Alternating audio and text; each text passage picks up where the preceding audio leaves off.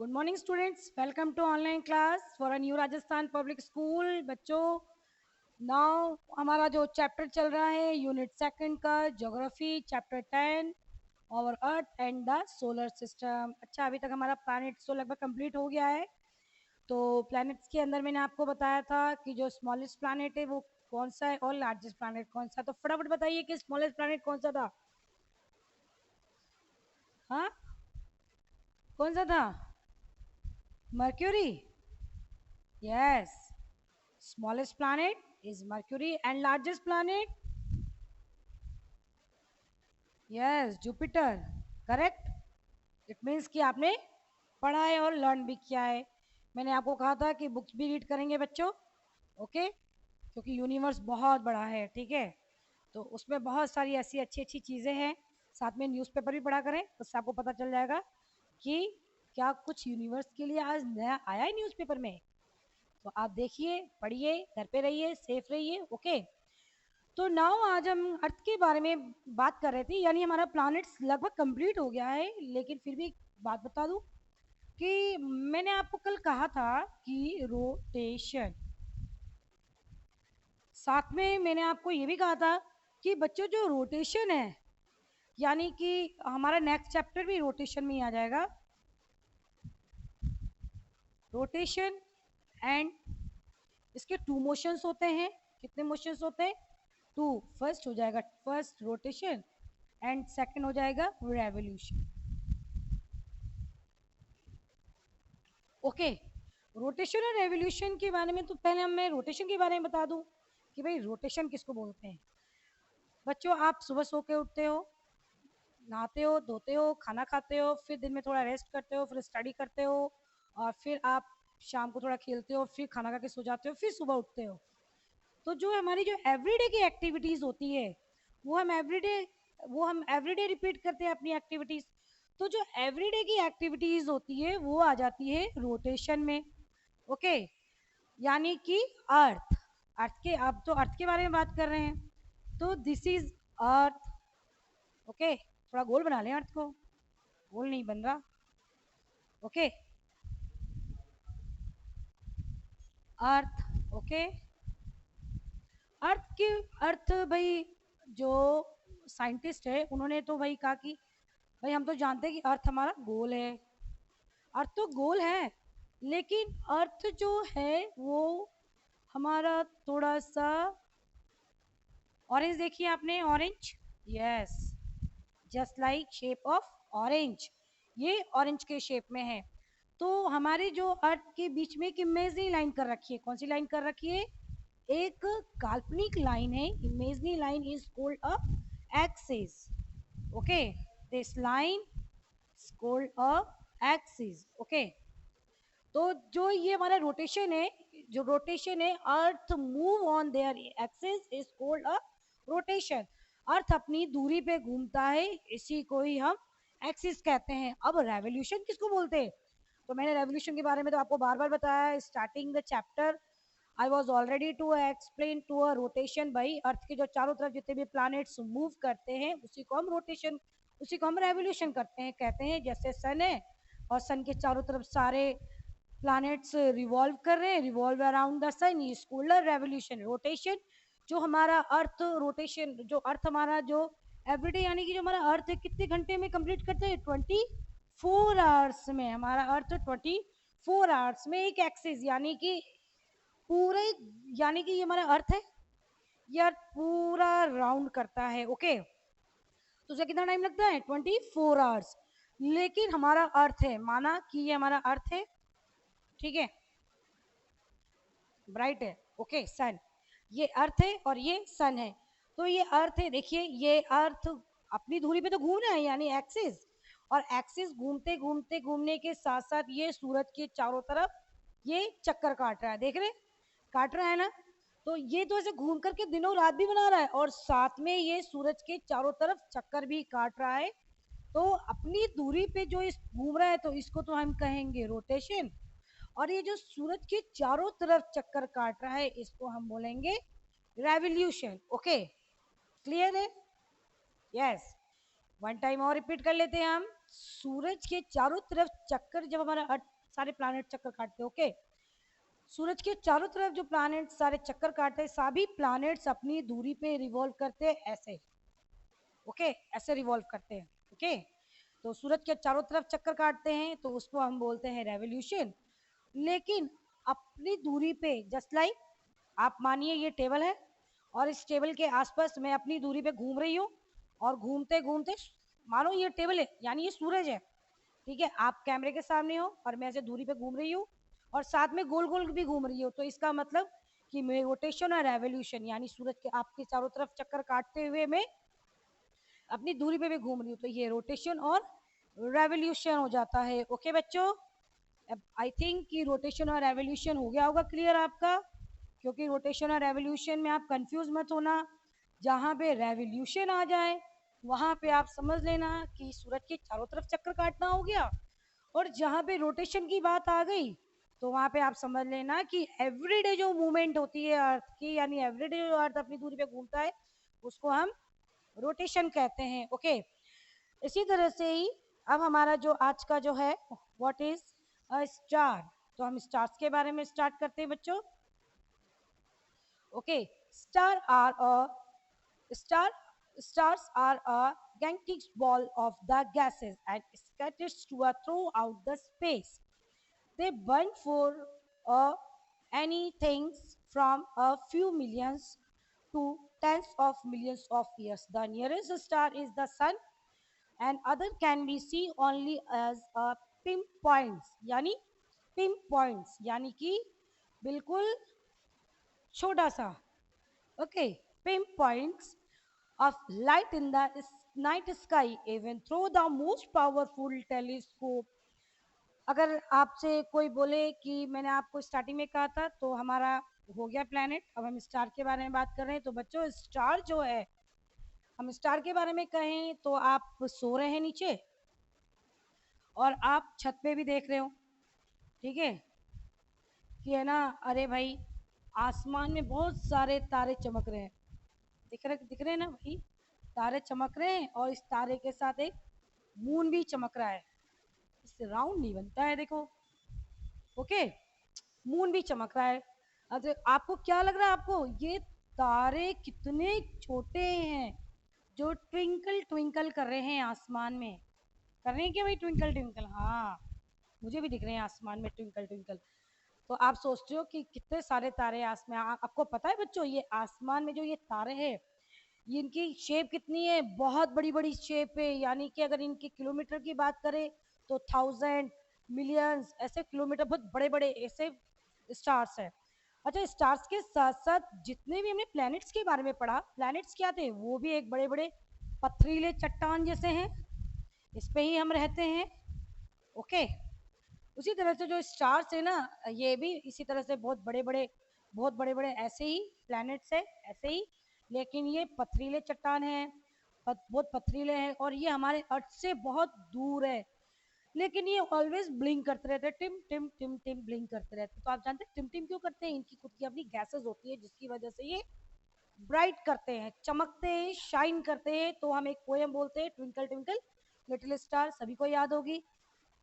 तो ये ब्लिंक करते हैं, ये ब्लिंक क्यों करते हैं, क्योंकि यहाँ पे बहुत सारी ऐसी गैसेस है जो कि इन प्लैनेट्स पे रहती है और घूमती रहती है, तो हमें दूर से ऐसा लगता है कि तारा टिमटिमा रहा है, ओके। और as the pinpoint light in the sky, लगता है जैसे कि आसमान में किसी ने कुछ दिए जला दिए हो, ऐसा लगता है ना, वो सारे दिए जल रहे हैं आसमान के अंदर, ठीक है। तो and telescope and together they are from the groups of the cluster which are the called galaxies। अब हम गैलेक्सी के बारे में भी बात करेंगे, क्योंकि ये भी एक बहुत बड़े खूब सारे millions of stars, millions of stars मिलकर के एक गैलेक्सी तैयार करते हैं। A galaxy is a very large group contain billions of stars.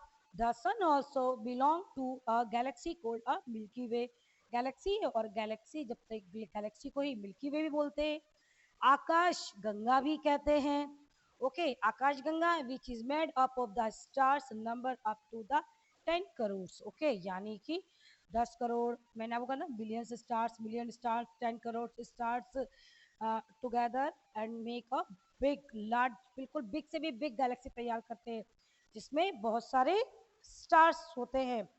तो अब हम स्टार्स के बारे में करेंगे।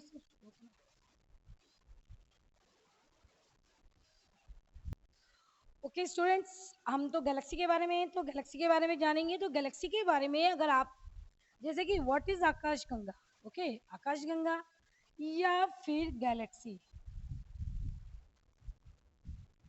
ओके गैलेक्सी या आकाशगंगा के बारे में अगर बोला जाए तो भाई हम तो बोलेंगे कि हम तो गैलेक्सी के बारे में पढ़े हैं, आकाशगंगा कहाँ से आ गया। तो गैलेक्सी और आकाशगंगा बोथ आर सेम, ओके दोनों बिल्कुल सेम है, कोई नाम, ओनली नाम का डिफरेंस है, बट एक्टिविटी बिल्कुल दोनों, मतलब एक्टिविटी क्या, मतलब दोनों ही एक ही चीज है, बस नाम अलग अलग है।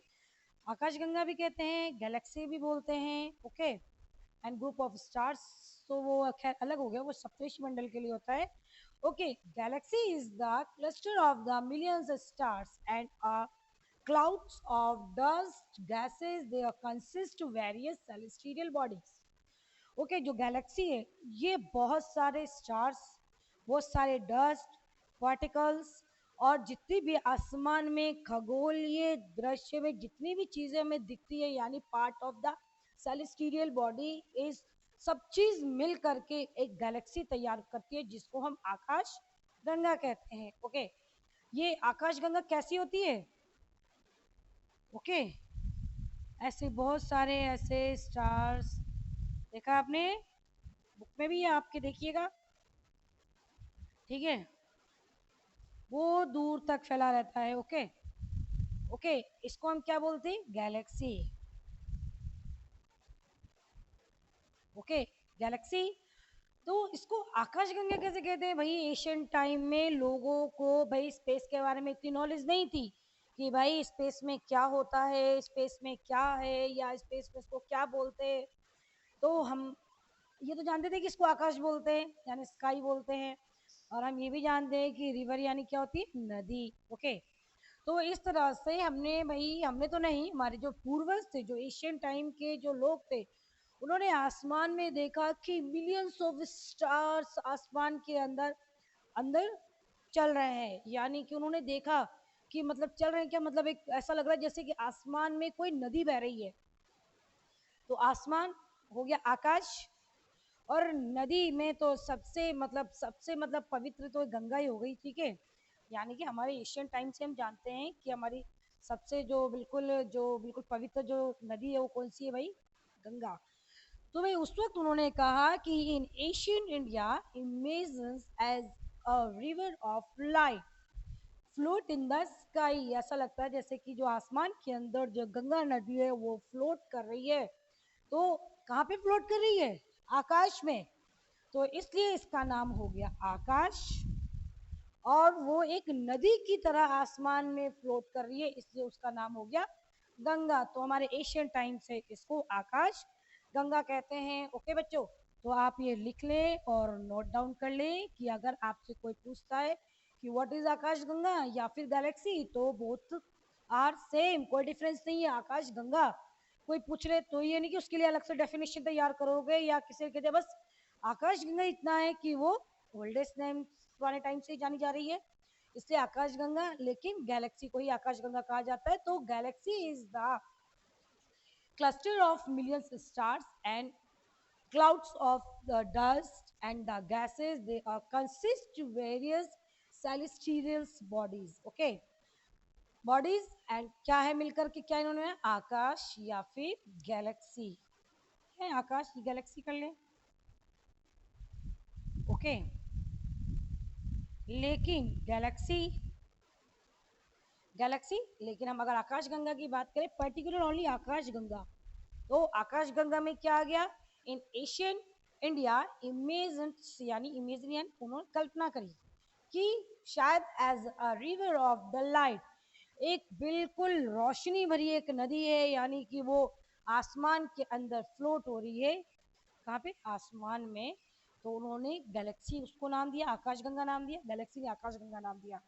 ओके तो millions of galaxies make up the universe, और यूनिवर्स में सिर्फ एक ही आकाशगंगा नहीं है, कहीं आप सोचो बस एक आकाशगंगा है भाई हम आसमान में देखेंगे तो हम एक नहीं, ऐसे मिलियंस ऑफ आकाशगंगा हमारे आसमान में दिखती है। ऐसा लगता है जैसे कि कोई आसमान में नदी बह रही है और बहुत सारे मिलियंस ऑफ स्टार है, मिलियंस ऑफ स्टार्स है, उसके अंदर सारे प्लैनेट वगैरह बहुत सारी चीजें आ जाती है, जो कि वो सेलेस्टियल बॉडीज ही रहती है, यानी आकाश के सारे ही खगोलीय दृश्य जो होते हैं सब उसमें मिक्स होकर के एक बहुत बड़ा आकाश गंगा तैयार करती है, यानी गैलेक्सी। तो millions of galaxies make up the universe. One time ये सारा नोट कर लेंगे एक बार, ओके नोट कर लेंगे, और नोट करने के बाद ये छोड़ देंगे। आप बुक में देखिए, आपके गैलेक्सी बनी हुई है बुक में, यस मिल्की वे। यानी ऐसा लगता है कि है ना, अच्छा आपने मोबाइल तो चलाते ही होंगे सभी बच्चे, तो आजकल तो मोबाइल में बहुत अलग अलग ऐप्स आ गए हैं। तो आप अगर आपने कभी देखा है कि कभी आपने कोई मिल्क फेंका तो क्या हो जाता है, एक जगह जमा हो जाता है और जमा होकर के एक हल्की सी पूछ सी निकल जाती है, ओके। तो इसलिए उसको मिल्की वे भी कहते हैं, जैसे लगता है कि आसमान में दूध की नदियां बह रही हो, इसलिए भी उसको मिल्की वे भी नाम दिया गया है, ओके।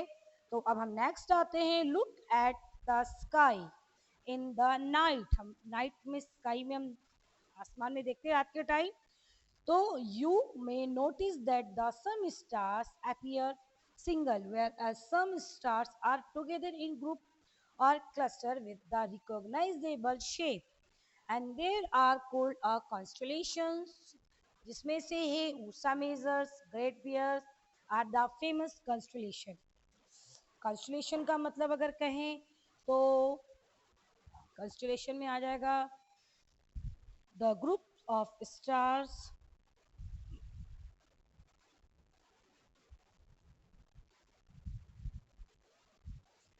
ओके। तो हमारी जो आसमान में ऐसे कई सारे ऐसे स्टार्स है। आप आसमान में, आज सब बच्चे छत पे सोएंगे, सोएंगे नहीं मतलब लेटेंगे। आप आसमान में, आज आपका एक होमवर्क दे रही हूँ कि आप आसमान में लेटेंगे, छत आसमान में तो नहीं लेट सकते, इम्पॉसिबल। आप छत पे लेटेंगे और छत पे लेट करके आराम से आसमान को देखेंगे, तो क्या आपको आसमान में टिम टिम टिम टिम तारे दिख रहे? पक्का दिखेंगे, अगर क्लाउड्स ना हुए तो, ओके। तो आपको आसमान में क्लाउड्स ना हुए तो स्टार जरूर दिखेंगे।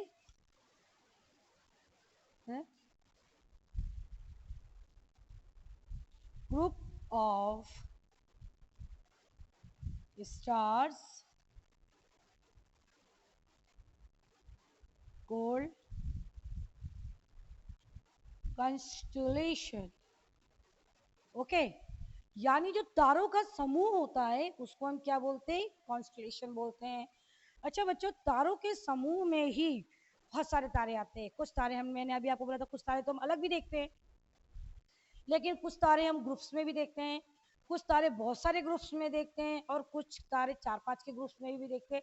ग्रुप्स का मतलब ये नहीं कि है ना 1 2 3 4 5 ना, कुछ 1 2 3 4 5 1, इसी तरह से 1 2 3 4 5 6 7, ठीक है, ओके 7। हम ऐसे भी कई सारे तारे देखते हैं ना। आज सब आप बच्चों को आज होमवर्क है कि आज सब आप सब छत पे बैठेंगे और छत पे बैठने के बाद सब आसमान में देखेंगे कि कितने सारे आसमान में स्टार्स दिख रहे हैं। तो हम कंस्टलेशन की बात करें, group of stars called a constellation, यानी जो स्टार्स होते हैं जो ग्रुप्स में होते हैं उनको कंस्टलेशन बोलते हैं। अच्छा आपने देखा किसी की राशि मेष होती है, किसी की स्कॉर्पियो होती है, तो किसी सबके अलग अलग राशियां होती है, तो वो सारे स्टार्स, मून्स, सन पर ही सारी राशि बनाई जाती है। तो इसके अंदर भी एक शेप जो होती है, सबसे एक फेमस शेप है जो कि ऊर्सा मेजर भी है और एक ग्रेट बियर है, और इसी तरह का एक सप्तऋषि मंडल का भी एक ग्रुप है जिसको हम पोल स्टार बोलते हैं। यानी कि देखिए आप, वन,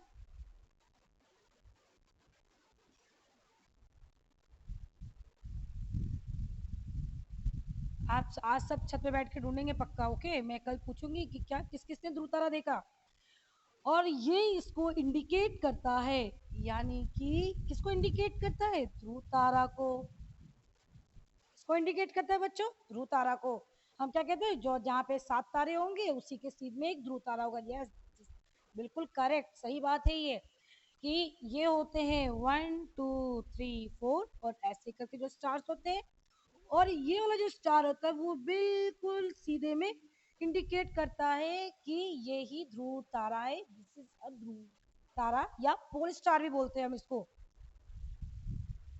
पोल स्टार। अच्छा अब बताइए पोल स्टार क्यों बोला जाता है? हाँ फटाफट इमेज सब तो फटाफट सोचिए। कर लिया, सोच लिया आप लोगों ने? हाँ तो चलिए मैं बता देती हूँ उसको पोल स्टार क्यों कहते हैं। अच्छा बच्चों, सूरज उगता है, किधर से उगता है? सनराइज किधर से होता है? पता है आप सबको? पता होगा पक्का, हम जानते हैं। वो ईस्ट से उगता है और वेस्ट में चला जाता है। तो ईस्ट वेस्ट नॉर्थ साउथ हमारे 4 डायरेक्शंस होते हैं। तो आप जानते हैं कि ये ईस्ट हो गया, ये वेस्ट हो गया, और ये नॉर्थ हो गया, और हमारे ये राइट हैंड साइड साउथ हो गया। तो ये 4 डायरेक्शंस होते हैं। तो ये 4 डायरेक्शन में हम आज सुबह हुई तो हमें पता चल गया कि आज सनराइज हुआ है, तो इट मीन्स कि ये ईस्ट है। तो हम सनराइज से तो हमें पता चल गया कि दिस इज ईस्ट, ये वाला जो ये ईस्ट है और ये वेस्ट है, ये नॉर्थ है और ये साउथ है। बट हमें नाइट में अगर हम जा रहे हैं, जैसे स्पेशली नाइट में हम जा रहे हैं, कहीं पर भी जा रहे हैं, हम ड्राइविंग करके जा रहे हैं, लेकिन हमें पता नहीं है कि हम कौन सा डायरेक्शन में जा रहे हैं, कि हम ईस्ट में जा रहे हैं, नॉर्थ में जा रहे हैं, साउथ में जा रहे हैं, या कहाँ जा रहे हैं। अच्छा इसके साथ और स्पेशली जो डायरेक्शन की बात अगर करी जाए, तो जो जो जो ओशन में शिप जो चलाते थे, चलते हैं आज भी, अगर उनके पास, चलिए आज तो मीटर चलता है भाई, कंपास चलता है, कंपास से पता चल जाता है कि आप कौन से डायरेक्शन में हैं। लेकिन जब कंपास जब बहुत ज़्यादा नहीं था, कई लोगों का कंपास नहीं होता था, या तो वो पोल स्टार की हेल्प से पता करते थे कि हम कौन से डायरेक्शन में, यानी कि अगर हम यानी हम नॉर्थ में चल रहे हैं तो वो नॉर्थ में, यानी कि पोल स्टार अगर नॉर्थ में तो ये नॉर्थ है, तो ये ईस्ट है, और ये साउथ है, और ये वेस्ट है, तो इससे पता चल जाता था। तो मैंने आपको ये बोला है कि हमें कैसे पता चलेगा, कि नाइट में कैसे पता चलेगा। तो बच्चों pole star is indicate the correct direction in the night. रात के टाइम में हमें पोल स्टार बिल्कुल करेक्ट डायरेक्शन बताता है, जैसे कि मैंने नॉर्थ, साउथ, वेस्ट और ईस्ट 4 डायरेक्शन है। ठीक है, अब मैंने आपको बताया कि नॉर्थ में ही ध्रुव तारा है, यानी आसमान में जो सबसे ब्राइटेस्ट स्टार होगा, आप समझ लो कि वही ध्रुव तारा है, उसी को हम पोल स्टार बोलते हैं। क्योंकि ये ऑलवेज हमें इंडिकेट करता है, किसको इंडिकेट करता है? नॉर्थ को। ओके, तो इसको हम पोल स्टार भी बोलते हैं। क्या बोलते हैं? पोल स्टार बोलते हैं, यानी कि ध्रुव तारा। यानी कि 1 आसमान के अंदर कैसे जाएगा? 1 2 3। जब मैंने आपको होमवर्क दिया तो डायरेक्शन भी ध्यान रखेंगे। 1 स्टार, 2 स्टार, 3 स्टार, 4 5 6 7। बिल्कुल इसकी ये वाला जो स्टार रहेगा वो सीधे इधर ही इंडिकेट करेगा। तो क्लियर है आपका ये, कि भाई ध्रुव तारा क्यों बोलते हैं? भाई ध्रुव तारा है वो नाइट को ही पता चल जाता है कि हम कौन से डायरेक्शन में। जिस तरह से हमें दिन में पता चल जाता है कि ये ईस्ट वेस्ट नॉर्थ साउथ है, उसी तरह से हमें नाइट के डायरेक्शन के बारे में पता चलता है। इसके अंदर कुछ जो ग्रुप्स के साथ जो स्टार्स जो अपनी एक ग्रुप्स बनाते हैं, उसमें से सबसे ज्यादा है एक मेजर, एक तो है Ursa Major and Great Bear of famous constellation. तो कॉन्स्टलेशन की डेफिनेशन अगर पूछता है कोई आपसे, कि अगर मैं आपको क्वेश्चन दूं कि क्वेश्चन माना कि what is constellation, what is constellation, अगर आपसे कोई पूछता है कि व्हाट इज कॉन्स्टलेशन, तो you give the answer sir groups. Groups कर लेते हैं, groups of stars called a constellation. जो तारों का समूह होता है, जो तारों का झुंड होता है, उसको हम कॉन्स्टलेशन कहते हैं बच्चों। इसमें आपको एग्जाम्पल बता दिया है मैंने, Ursa Major and Great Bear, ऐसे काफ़ी सारे हैं, लेकिन हम नॉर्मली मैंने आपको 2 के बारे में बता दिया है। तो आप ये वाला क्वेश्चन आज के लिए लिख लेंगे, what is the constellation and. और मैंने होमवर्क तो दिया ही है आपको। आज आप सब बच्चे छत पे फटाफट खाना खाना और छत पे जाना, और सब बच्चे पोल स्टार को ढूंढना। ओके, जब भी स्कूल खुलेंगे तो मैं आपसे पूछूंगी कि किस किस ने पोल स्टार देखा, यानी किस किस ने ध्रुव तारा देखा, तो आप सब मुझे बताएंगे बच्चों। Okay, thank you, have a nice day.